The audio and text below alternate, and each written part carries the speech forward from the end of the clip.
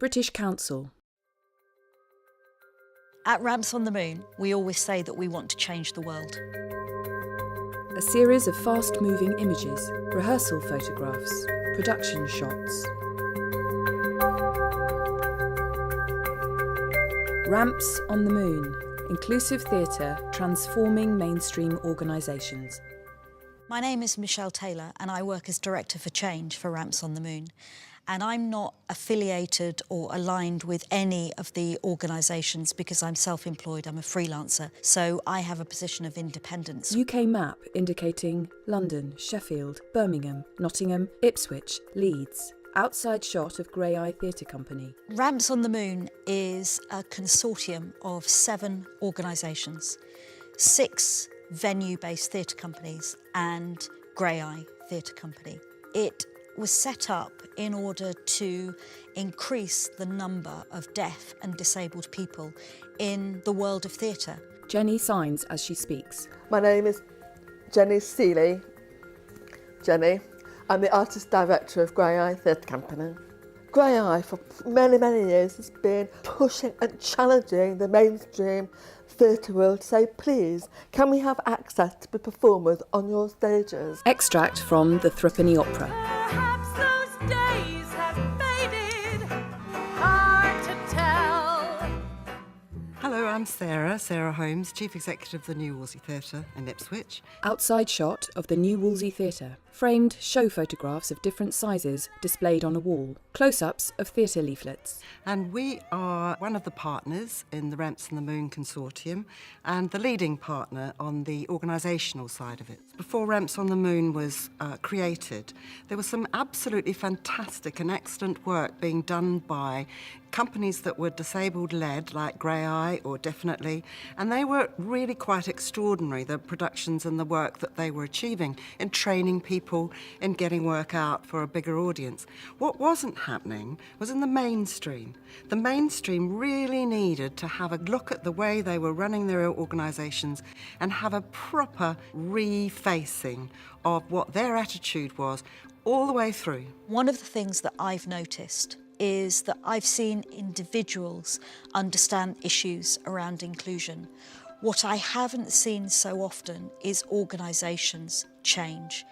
So the thinking behind having a consortium of, if you like, mainstream theatres is that we want to make sure that deaf and disabled people's involvement in theatre is normalised. Filmed in black and white. A wheelchair user dancing, spinning around and around. Actors learning sign. 2 short women in rehearsal. So backstage, as audience, as artists, as directors, as employees in theatres, this is about deaf and disabled actors being able to play any role. Outside shot of Birmingham Repertory Theatre. I'm Stuart Rogers, Executive Director of Birmingham Repertory Theatre, and we're one of the partners of the Ramps on the Moon initiative.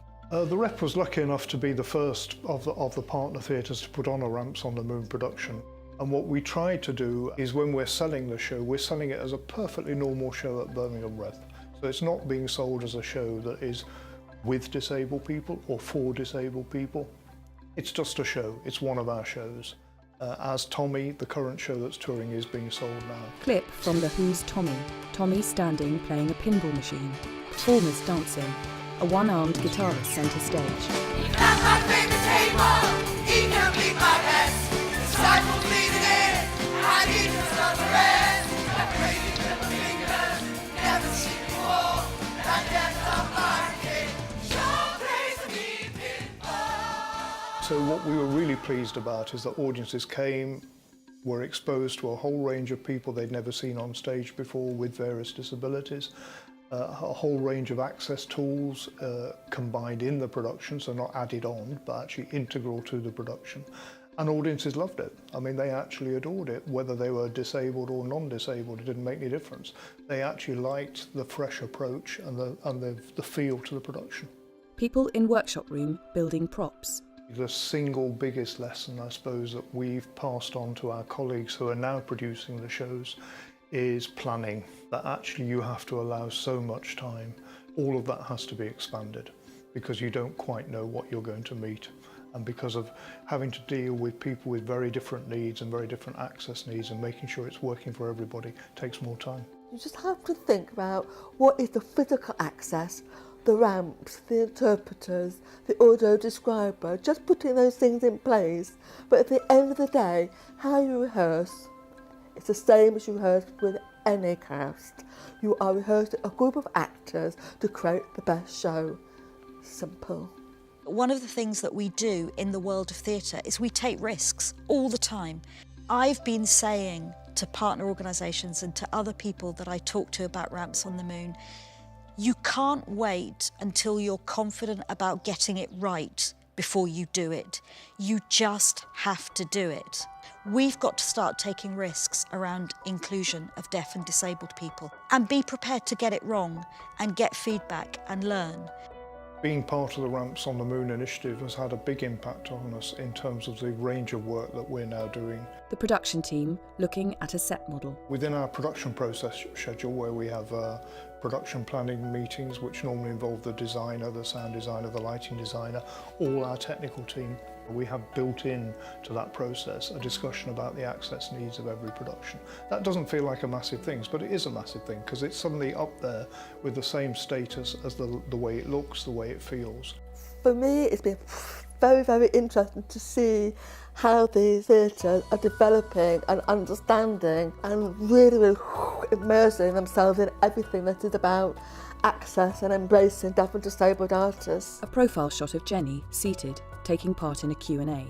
They all have an agent for change who is pushing the agenda, really outreaching, finding those audiences. All of them have had deaf and disability awareness training. So they're just hungry and really grabbing it. I think we will see within time a lot more younger deaf and disabled people feeling that going into the theatre profession and to the arts and to working in culture is actually possible, that they will be able to have careers, and that will have a big impact on the wealth of talent and diversity. There'll be more training opportunities, there'll be more work opportunities. I think this is just the tip of the iceberg. I think it's going to become even bigger and more widespread.